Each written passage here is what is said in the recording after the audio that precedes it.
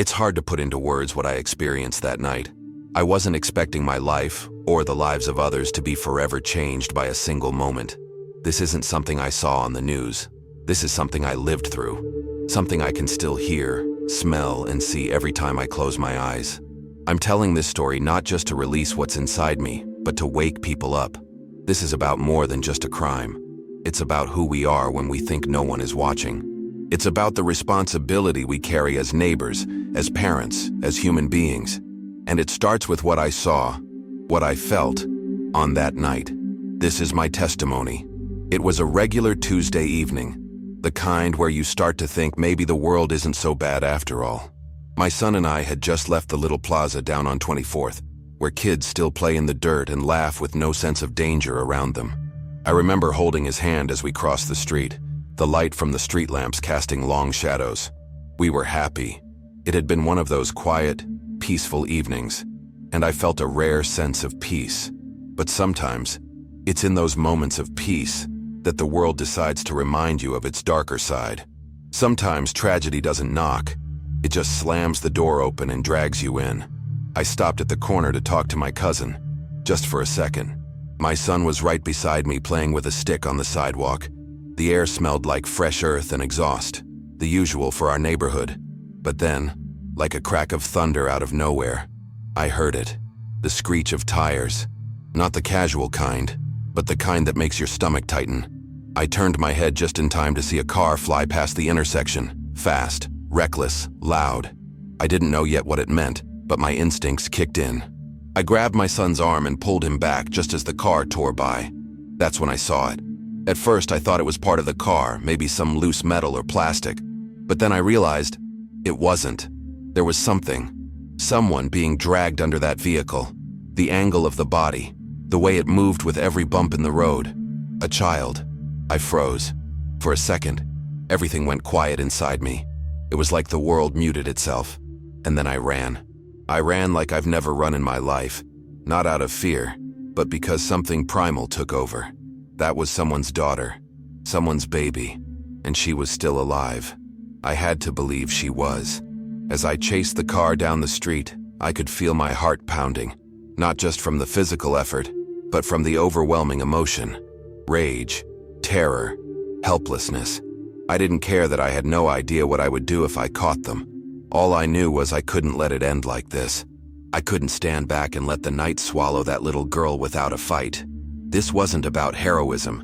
This was about humanity, about stepping in when evil thinks no one will. It's incredible how time stretches in moments like that. The chase couldn't have lasted more than a few minutes, but to me, it felt like an hour. The noise of the dragging, the screaming of my own thoughts, the pounding of my shoes on the pavement, all of it became one long scream. And through it all, I couldn't stop seeing her body beneath that car. I couldn't stop imagining what she might be feeling, if she was conscious, if she was in pain. That vision is burned into my memory. I didn't know her name yet, but I felt responsible for her. In that moment, she was my child too. Eventually the car stopped, more like crashed, near the field by 83rd and 28th. I saw it from a distance, the metal twisted, the engine smoking. I ran straight to it, lungs burning, and saw her. She was underneath, broken, small, unmoving. I didn't wait. I jumped the fence and started yelling, looking for whoever had been behind the wheel. I wasn't thinking clearly. I just knew they had to pay. They had to face what they'd done. You don't get to do something like that and walk away. Not in my neighborhood, not on my watch. The thing about moments like these is they change you. They rewire something in your brain. From that night on, I stopped seeing streets as just places to walk. I saw them as potential crime scenes, as reminders of how quickly peace can turn to violence. I started watching cars more closely, holding my son's hand a little tighter, questioning everything. But more than anything, I realized something. If you don't speak up, if you don't act when the unthinkable happens, then you're part of the silence that allows these things to continue. And I refused to be silent. When I got close enough to the wreckage, my chest tightened. The car was half wrapped around a streetlight, like it had tried to escape justice and failed at the last second. I didn't know whether to be relieved or horrified. Smoke was still rising from the hood, and for a split second, there was this terrifying silence. I stepped forward, heart pounding in my throat, and then I saw her. She was there, still, her tiny body lying beneath the frame, motionless, fragile. I wanted to scream, but nothing came out. It was like my voice had stayed behind on the street somewhere. All I could do was move toward her, slowly, afraid of what I'd see up close. There's a moment when you see something so cruel, so brutally inhuman, that it actually makes you question reality. This was that moment. A child had been dragged for blocks, her life reduced to noise, blood, and concrete, and the ones responsible, gone, fled like cowards into the darkness. I remember stepping back, my hands trembling. I couldn't touch her. I didn't know if I was allowed to. I didn't know if she was already gone. And yet, I felt like I needed to do something. Anything. You don't just stand there when a child is left like that. I found myself turning toward the fields, my eyes scanning for movement. That's when I decided I'd go after them. I jumped the wire fence into the field like I was possessed. I didn't think about danger, or weapons, or whether they were armed. I thought about justice, about how people like this think they can disappear into the shadows and never be found.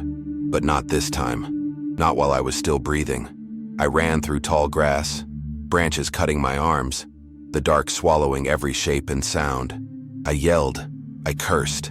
I wanted them to hear me, to know they were being hunted, not by the police but by someone who had seen what they'd done. And maybe, just maybe, someone who wouldn't show mercy. But I didn't find them. Not in that moment. What I found was the reality of my own limits. I stopped in the middle of that field, breathing like I'd run a marathon, and I screamed. I screamed so loud I thought the world would split open. Not because I was angry, though I was, but because I felt powerless. And there's nothing worse than that. Nothing worse than being inches away from stopping evil, but not fast enough, not strong enough. I knelt down in the weeds, the night pressing in around me, and for a moment, I felt like I'd failed that girl, like I'd failed everyone. By the time I made it back to the scene, the police had arrived, blue and red lights flashing like warnings to the night itself. Officers were everywhere, cordoning off the area, examining the car, talking into radios. I walked up slowly, still catching my breath, and one of them grabbed my arm. "Are you okay?" he asked. I nodded, even though I wasn't, not even close. I told them what I'd seen, gave them every detail I could, the make of the car, the direction it had come from, how many people I thought were inside. And then I pointed to the field and said, "They're in there, somewhere." That was the only thing that mattered to me, finding them. I later learned they were caught shortly after, tracked down by other units just a few streets over. It should have made me feel better knowing they were in custody, but it didn't. Not yet. There was too much blood on the pavement, too many unanswered questions. Why didn't they stop? Why didn't they care? How does a human being continue driving with a child trapped underneath their car? You don't need a conscience to feel something like that. You just need a heartbeat. And yet, they kept going. They kept running, like her life meant nothing, like she was just another obstacle on their escape route. And then, out of nowhere, I saw the mother. She appeared near the wreckage, eyes wide, lips trembling, her hands shaking as she approached the car. For a second, I thought she might collapse, but she didn't. She stood there, silent, frozen, the kind of stillness that only comes when the soul has been cracked in half. I didn't speak to her. I didn't know what I could possibly say. What comfort do you offer a parent who just saw the unimaginable? All I did was step back, give her space. Let her be with her child, even in that terrible final moment. That was her right. That was her goodbye. The days after the incident were a blur. I couldn't sleep. I couldn't eat. Every time I closed my eyes, I saw the scene again. Her body under that car, the way the vehicle dragged her like she was nothing. It played on a loop in my mind, over and over like a punishment. I tried to go back to my normal life, to routine things like walking my son to school or going to the store. But nothing felt normal anymore. Every car engine made me flinch. Every child's laugh made me emotional. The weight of what I'd witnessed clung to me like smoke, and I knew I'd never be the same again. People in the neighborhood started talking. Some had seen pieces of it, others had only heard the rumors, but everyone felt the same shock. No one could believe something like that had happened here. It changed the air in our community. like something sacred had been broken. Parents began holding their kids closer. Traffic slowed down near the intersection where it all started. You could feel it. The trauma wasn't mine alone. It was collective. This kind of violence doesn't just strike one family. It strikes everyone within reach. And it stays. It lingers long after the sirens fade. I started getting calls from people I didn't know, reporters, activists, even a lawyer or two. They wanted my statement. They wanted to know what I'd seen, how I'd reacted, what I thought about justice. But I wasn't interested in publicity. I wasn't trying to go viral. I was trying to process what had happened. I was trying to make sense of why it hit me so deeply. I hadn't lost a daughter that night, but it felt like I had. I didn't want interviews. I wanted change. I wanted answers. And more than anything, I wanted to make sure no one ever had to live through what that little girl and her family endured. Eventually, I agreed to testify. I went down to the police station and told them everything. I gave a full statement, no details spared. Not because I wanted revenge, but because I wanted accountability. I wanted the system to do what it's supposed to do, protect the innocent, punish the guilty. As I spoke, I could see the officer across from me trying to keep his expression neutral, but even he couldn't hide the disgust. We both knew this wasn't just reckless driving. This was evil, plain and simple. And if the justice system didn't treat it that way, then what hope was there for the rest of us? The court date came faster than I expected. I walked in wearing the only decent shirt I owned, my hands sweating, my mind racing. The courtroom was quiet, cold, too sterile for the kind of story I had to tell. But I sat down, looked the judge in the eye, and spoke with everything I had. I described the screams, the sounds, the faces. I explained how I chased the car, how I found the girl, how I confronted the silence of the field. My voice cracked a few times, but I didn't stop. I owed her that.